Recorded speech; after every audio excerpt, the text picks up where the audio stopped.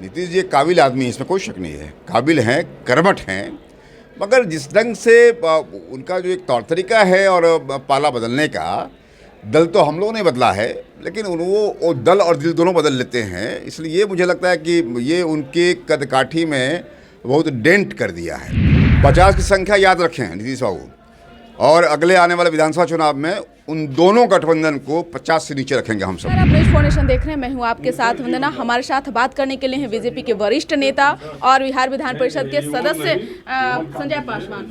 मणिपुर में जो कुछ भी हुआ, जदयू ने कहा कि धनबल का प्रयोग करके हमारे जो विधायक हैं उनको बीजेपी अपने दल में शामिल किया है, कितनी सच्चाई है?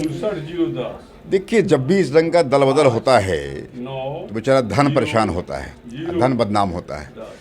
मुझे नहीं लगता है, देखिए कुल मिलाकर के किसी भी स्टेट का जो विधानमंडल दल है उसकी हसरत ये होती है कि स्टेट में कैसे उसका उन्नति हो, प्रगति हो। मुझे लगता है कि चूंकि नीतीश जी हम लोग के साथ थे, इसलिए वहाँ के विधायक उनके साथ थे। अब उन्हें लग रहा है कि नीतीश जी अभी केवल चीफ मिनिस्टर हैं और डबल इंजन में नहीं हैं, तो वहाँ के लोग हमारे साथ आ गए, इसलिए उसमें कोई दोषारोपण की बात नहीं है। शुद्ध रूप से वैसे भी नॉर्थ ईस्ट का ये रहा है कि सरकार के साथ लोग होते हैं जो केंद्र की सरकार होती है। इसलिए मैं उन तमाम विधायकों का स्वागत करता हूं, और इसमें कहीं से भी धन बल का या बाहुबल का इस्तेमाल नहीं किया गया है। ये बिल्कुल अपने विचार बल के ताकत से यहाँ पर आए हैं, और हम बीजेपी के वाले उनका स्वागत करते हैं। संजय सर, आप भी जानते हैं और आप भी नीतीश कुमार को बेहद करीबी से भी देखे हैं, जानते हैं उनको, लेकिन जिस तरह से पीएम मटेरियल बताए जा रहे हैं, आप मानते हैं उनको?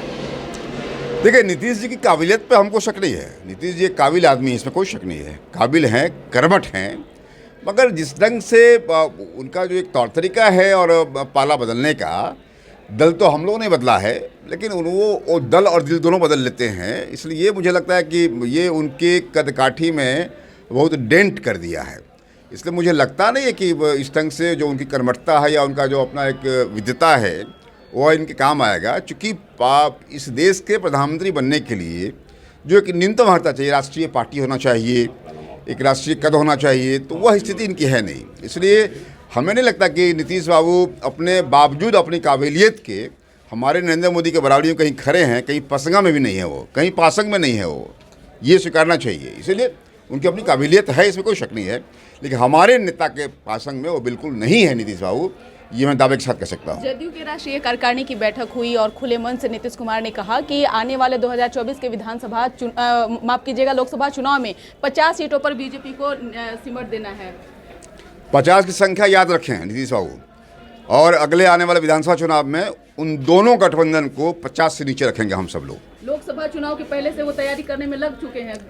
लगे लोकसभा चुनाव कोई बिहार का चुनाव है क्या, कोई वार्ड का चुनाव है क्या? लोकसभा चुनाव में सिमट देंगे। हाँ, तो अब मैंने कहा ना 50 संख्या वो याद रखें। 50 संख्या पे उनको विधानसभा में उनके दोनों ने, तमाम जो उनका महागठबंधन है उनको सिमटा देंगे हम सब लोग। यही नहीं, नीतीश कुमार ने अब पूरे देश के विपक्षी पार्टियों को एकजुट करने में लगे हुए हैं। हाँ, वो प्रयास करेंगे ना, वो प्रयास करेंगे, चूंकि उनको अब जिस ढंग से तेजस्वी हावी हो रहा है पूरे गवर्नेंस पे, सरकार पे, तो वह उनको डराने के लिए कर रहे हैं कि साहब हम राष्ट्रीय फलक पे चल पड़े हैं। ऐसा नहीं है, वो उनका आपसी मामला है और वो कुछ कर नहीं पाएंगे। बिहार से बाहर निकल के देखें कि उनको कौन पूछता है, कोई पूछने वाला उनको नहीं है, वो कहीं के नहीं रहेंगे। लेकिन तेजस्वी यादव के लिए तो रास्ता साफ हो चुका, मुख्यमंत्री का कुर्सी तो तेजस्वी यादव संभालेंगे बिहार। देखिए, कुल मिलाकर अभी भी देखिए, अभी जो कुछ हम सब लोग देख रहे हैं इस 2 सप्ताह में मैं देख रहा हूँ कि अभी भी सरकार में जो औरत तेजस्वी यादव का है वह नीतीश कुमार का नहीं है।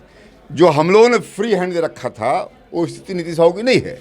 इसीलिए हम लोग के साथ थे तो फ्री हैंड था, अभी बिल्कुल रेस्ट्रिक्शन से प्रतिबंध है और उनके हाथ बिल्कुल बंधे हुए हैं, वो हम लोग स्पष्ट दिखाई देने लगा है। बड़े बड़े होर्डिंग पोस्टर लगाए गए हैं जदयू की तरफ से और उसमें साफ तौर से स्लोगन में दिया गया है कि प्रदेश की राजनीति बहुत हुई, अब केंद्र की राजनीति करना है। बिहार में विकास किए हैं, भारत में विकास करेंगे। हाँ, ठीक है।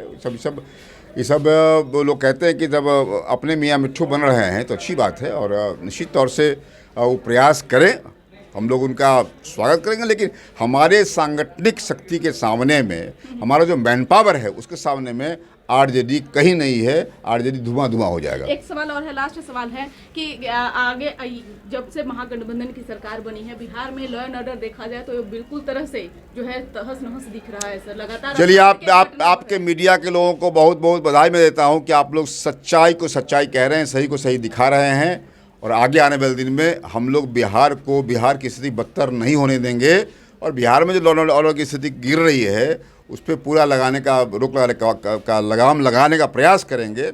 अन्यथा जो और भी प्रयास होगा, संवैधानिक प्रयास हम लोग करेंगे, ताकि बिहार की जनता खुशहाल रहे, बिहार की जनता का लॉ एंड ऑर्डर ठीक ठाक रहे, बिहार की जनता सुशासन में रहे। ये प्रयास हम लोग करेंगे, चाहे जो भी हम लोग को संवैधान की तरह जो प्रयास करना पड़ेगा, सामाजिक प्रयास करेंगे, ताकि यहाँ के लोग अमन चैन से रह सकें। बहुत बहुत शुक्रिया। तो आप सुन रहे थे क्या कुछ कह रहे थे संजय पासवान, जो बीजेपी के वरिष्ठ नेता हैं और बिहार विधान परिषद के सदस्य। साफ तौर से इन्होंने कह दिया कि नीतीश कुमार में वो क्षमता है, वो क्वालिटी है, लेकिन हमारे नेता के सामने वो नहीं टिक पाएंगे। इसके बाद बस इतना ही। बने रहिए न्यूज़ नेशन के साथ। धन्यवाद।